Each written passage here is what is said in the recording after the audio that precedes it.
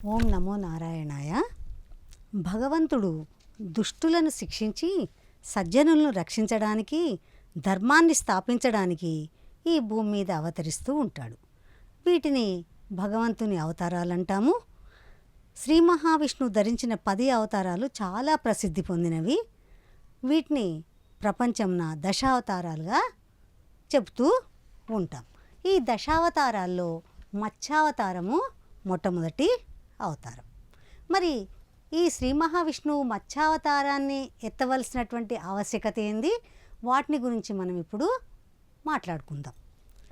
సత్యవ్రతుడనే మహారాజు శ్రీ మహావిష్ణువుని గురించి గొప్ప తపస్సు చేశాడు. తన రాజ్యభారాన్నంతా కొడుకులకు అప్పగించేసి ఆయన తపస్సు చేస్తూ ఉన్నాడు. ఎందుకంటే ఆయనకు చిరకాల వాంఛ, ఎప్పుడైనా ఒకసారి ఆ శ్రీమన్నారాయణ్ణి దర్శించుకోవాలనే తపనతో అతడు తపస్సు చేస్తూ ఉన్నాడు. అలా తపస్సు చేస్తూ అతడు ఉన్నటువంటి దానికి దగ్గరలో కృతమాలిక అనే ఏరుంది. ఆ ఏటిలో సూర్యభగవానికి అర్ఘ్యం ఇస్తూ ఉన్నాడు. అప్పుడు ఆయన దోసిల్లోకి ఒక చేపపిల్ల వచ్చి చేరింది. ఆ నీటిలో ఆ చేపపిల్లను చూశాడు మహారాజు.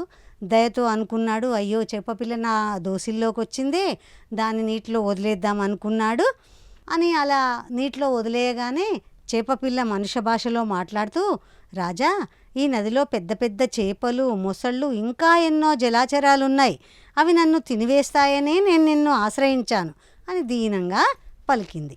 ఆ చేపపిల్ల పలుకును విన్న మహారాజు జాలితో దాన్ని తన కమండలంలో వేసి తన ఆశ్రమానికి తీసుకొని వెళ్ళాడు. ఆ చేపపిల్ల రాత్రికి రాత్రి పెరిగి పెద్దదై కమండలాన్ని మొత్తము ఆక్రమించింది. అప్పుడు చేపపిల్ల, రాజా, ఈ చిన్న పాత్ర నాకు సరిపోవడం లేదు, నాకు మరొక స్థలం చూపించు అని అడిగింది ఆ చేపపిల్ల. అంతటా రాజు దాన్ని ఒక పెద్ద పాత్రలో వేయించాడు.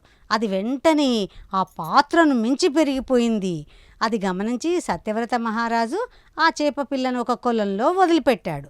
వెంటనే ఆ చేప బ్రహ్మాండంగా పెరిగి కొలను కన్నా పెద్దదైంది.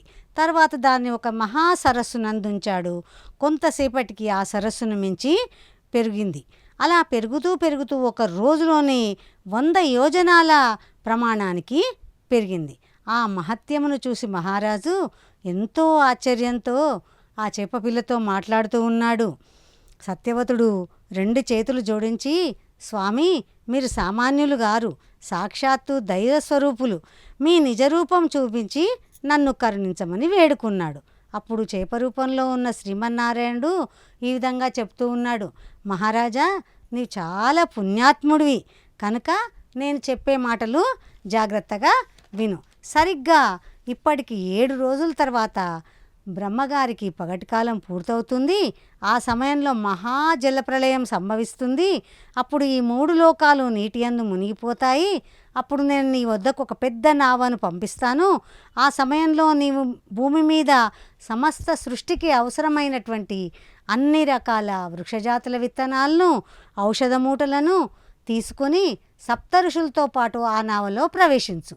ఆ నావ పెనుగాళ్ళ కొట్టుకొని పోకుండా నేను వాసుకి అనే సర్పాన్ని తాడుగా చేసుకొని దానిని నా కొమ్ముకు కట్టుకొని నావకు ఎట్టి ప్రమాదం జరగకుండా నేను కాపాడుతాను. అప్పటికి బ్రహ్మదేవుని రాత్రికాలం పూర్తి అయ్యేంత వరకు నేను ఈ నావను భద్రంగా కాపాడుతాను అని చేపరూపంలో ఉన్న శ్రీహరి తెలిపాడు. సత్యవ్రత మహారాజు మహానందభరితుడై శ్రీ మహావిష్ణువుకు అనేక స్తోత్రాలు చేస్తూ ఎన్నో విధాలా స్తుతించాడు. శ్రీమన్నారాయణుడు చెప్పిన విధంగా 7వ రోజున ప్రళయం సంభవించింది. ఆ ప్రళయం సంభవించుచుండగా ఆనాటి ప్రవాహంలో నావ సత్యవ్రత మహారాజు వద్దకు వచ్చింది.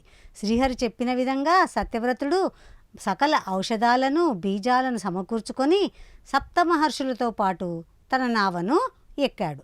ఆ అపారమైన జలనిధిలో చేపరూపంలో ఉన్నటువంటి శ్రీహరి నావను అటూ ఇటూ తిప్పుతూ ఎలాంటి ప్రమాదం జరగకుండా చూస్తూ ఉన్నాడు. ఆ అద్భుత దృశ్యాన్ని చూస్తున్నటువంటి సత్యవ్రతుడు సప్త ఋషులు శ్రీ మహావిష్ణువును వేదమంత్రాలతో స్తుతించి భక్తితో పూజించారు.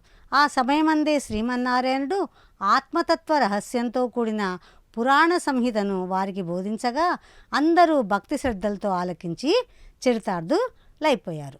మరి బ్రహ్మకి ఎప్పుడైతే పగటి కాలం పూర్తయిందో నిద్రావస్థలో ఉన్నాడు అతడు.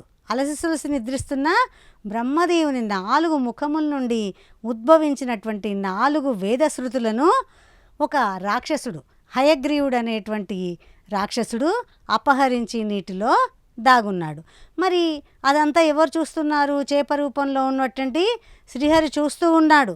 అతడు అలా చూస్తూ శ్రీహరి అపార జలనిధిలో నివసించసాగాడు.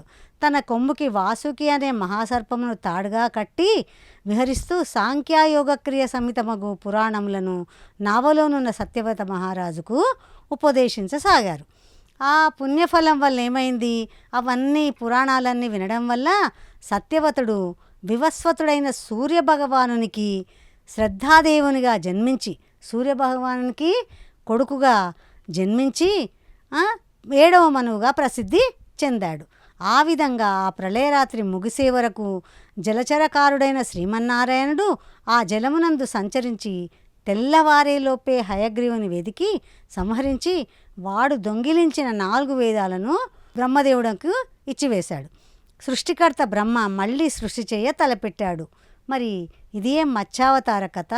ఈ కథను విన్నటువంటి వారికి, చదివిన వారికి కూడా ఆయురారోగ్యాలు, అష్టైశ్వర్యాలు కలుగుతాయని మన పురాణాలు చెబుతూ ఉన్నాయి.